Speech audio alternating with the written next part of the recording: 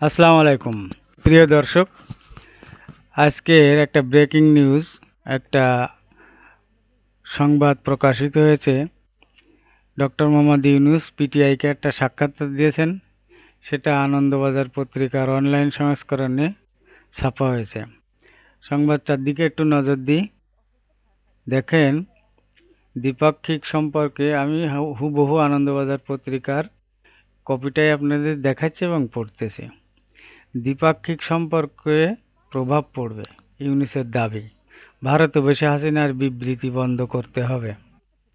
বাংলাদেশের অন্তর্বর্তী সরকারের প্রধান উপদেষ্টা ইউনূসের মতে, আওয়ামী লীগ ছাড়া বাকি সকলে ইসলামপন্থী ও শেখ হাসিনা ছাড়া বাংলাদেশ আফগানিস্তানে পরিণত হবে, এমন ভাবনা ছাড়তে হবে। এটা ইউনূসের কড়া বক্তব্য। নিচে আসেন, আরও আছে, ভারতের মাটিতে বসে প্রাক্তন প্রধানমন্ত্রী শেখ হাসিনা বাংলাদেশের অভ্যন্তরীণ পরিস্থিতি নিয়ে মন্তব্য করায় দ্বিপাক্ষিক সম্পর্ক ক্ষতিগ্রস্ত হচ্ছে বলে অভিযোগ করলেন মোহাম্মদ ইউনূস। সেই সঙ্গে পিটিআইকে দেওয়া সাক্ষাৎকারে বাংলাদেশের অন্তর্বর্তী সরকারের প্রধান উপদেষ্টার মন্তব্য, হাসিনা ছাড়া বাংলাদেশের সমস্তটাই ইসলামী রাজনৈতিক শক্তি, এমন ভাবনা ছাড়তে হবে ভারতকে। এরপরেই দ্বিপাক্ষিক সুসম্পর্ক বজায় রাখার জন্য নয়াদিল্লি এবং হাসিনার করণীয় সম্পর্কেও বার্তা দিয়েছেন ইউনূস। তিনি বলেন, যদি বাংলাদেশে প্রত্যার্পণ না করা পর্যন্ত ভারত তাকে রাখতে চায়, তবে প্রথম শর্ত হলো তাকে চুপ থাকতে হবে। এরপরেই তার মন্তব্য, বাংলাদেশ যখন ভারতের সঙ্গে শক্তিশালী সম্পর্ককে মূল্য দেয়, তখন নয়াদিল্লিকে অবশ্যই চিরাচরিত ধারণার বাইরে বেরোতে হবে। আওয়ামী লীগ ছাড়া বাকি সকলে ইসলামপন্থী এবং শেখ হাসিনা ছাড়া বাংলাদেশ আফগানিস্তানে পরিণত হবে, এমন ভাবনা ছাড়তে হবে। জনবিক্ষোভের জেরে গত ৫ই আগস্ট প্রধানমন্ত্রী পদে ইস্তফা দিয়ে বোন রেহানাকে সঙ্গে নিয়ে বিমানে ঢাকা থেকে উত্তরপ্রদেশের হিন্ডন বিমান ঘাঁটিতে চলে এসেছিলেন হাসিনা। সেই থেকে তিনি ভারতে রয়েছেন। অন্তর্বর্তী সরকারের তরফেও সরকারিভাবে তাকে প্রত্যার্পণের দাবি জানানো হয়নি নয়াদিল্লির কাছে।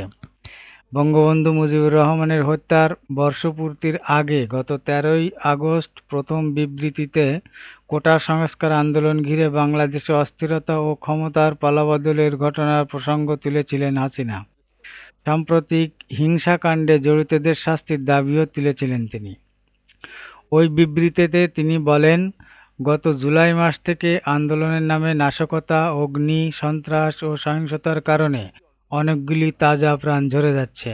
ছাত্র, শিক্ষক, পুলিশ, এমনকি অন্তঃসত্ত্বা, নারী পুলিশ, সাংবাদিক, সংস্কৃতিসেবী, কর্মজীবী মানুষ, আওয়ামী লীগ ও সহযোগী সংগঠনের নেতাকর্মী, পথচারী, বিভিন্ন প্রতিষ্ঠানে কর্মরত যারা সন্ত্রাসী আগ্রাসনের শিকার হয়ে মৃত্যুবরণ করেছেন, তাদের প্রতি শোক জ্ঞাপন করছি এবং তাদের আত্মার মাগফিরাত কামনা করছি। ইউনূসের অভিযোগ, ভারতের মাটি থেকে ক্ষমতাচ্যুত হাসিনার এমন বিবৃতি নয়াদিল্লি ঢাকা সম্পর্কের অবনতি ঘটাতে পারে। ইউনূসের মন্তব্য, সে কারণেই আমরা হাসিনার বাংলাদেশে প্রত্যার্পণ চাচ্ছি। প্রধানমন্ত্রী হিসেবে হাসিনার কূটনৈতিক পাসপোর্ট ছিল। ভারত বাংলাদেশ সমঝোতা অনুযায়ী কূটনৈতিক বা ডিপ্লোম্যাটিক বা সরকারি অফিসিয়াল পাসপোর্ট থাকলে বাংলাদেশের কোনো নাগরিক অন্তত ৪৫ দিন কোনো ভিসা ছাড়াই ভারতে অবস্থান করতে পারেন। কিন্তু ইউনূসের নেতৃত্বাধীন অন্তর্বর্তী সরকার হাসিনার কূটনৈতিক পাসপোর্ট বাতিল করায় তার ভারতে থাকা নিয়ে প্রশ্ন তৈরি হয়েছে। ঠিক কোন ইমিগ্রেশন স্ট্যাটাসে হাসিনা ভারতে রয়েছে সে বিষয়ে এখনো পর্যন্ত নরেন্দ্র মোদী সরকার কিছু জানায়নি। এর মধ্যে হাসিনার বিরুদ্ধে বাংলাদেশে বিভিন্ন আদালতে কয়েকশো খুনের মামলা হয়েছে। অন্তর্বর্তী সরকার তার কূটনৈতিক পাসপোর্টও বাতিল করেছে। এই ছিল এই নিউজটা। এখানে দেখেন, ইউনূস কিন্তু খুব কড়াভাবে, আমাদের প্রধান উপদেষ্টা খুব কড়াভাবে পিটিআই কিন্তু ভারতের একটি সংবাদ সংস্থা, পিটিআইকে যে সাক্ষাৎকার দিয়েছেন সেখানে কড়াভাবে বলে দিয়েছেন যে ইউনূস হাসিনাকে যদি ভারত এইভাবে প্রশ্রয় দেয় তাহলে সম্পর্কের উন্নতি হবে না। নয়াদিল্লিকে এটা বুঝতে হবে। আরও নয়াদিল্লিকে বোঝার ইঙ্গিত দিয়েছেন যে হাসিনা ছাড়া এদেশ আফগানিস্তান হবে কিংবা মৌলবাদী হবে, এ ধরনের ভাবনা পরিহার করতে হবে।